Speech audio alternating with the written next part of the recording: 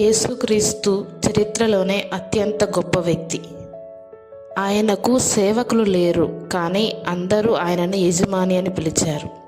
ఆయనకు ఎటువంటి డిగ్రీ లేదు, కానీ అందరూ ఆయనని బోధకుడు అని పిలిచారు.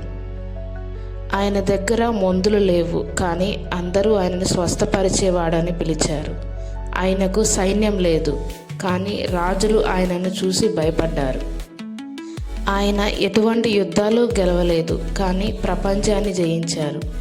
ఆయన కోటలో నివసించలేదు, కానీ అందరూ ఆయనని ప్రభు అని పిలిచారు.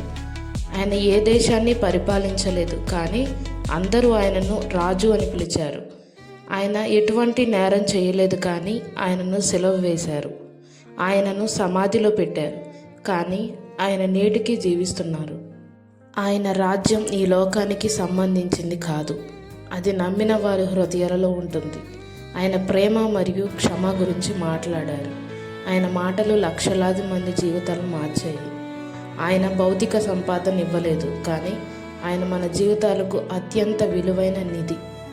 ఆయన ఈ లోకపరమైన అధికారాన్ని వాగ్దానం చేయలేదు, కానీ ఆయన నామంలో బలహీనులు సైతం శక్తిని పొందారు. మరిన్ని బైబిల్ స్టోరీస్ కోసం నా ఛానల్ని సబ్స్క్రైబ్ చేయండి. SK Jesus quotes and stories.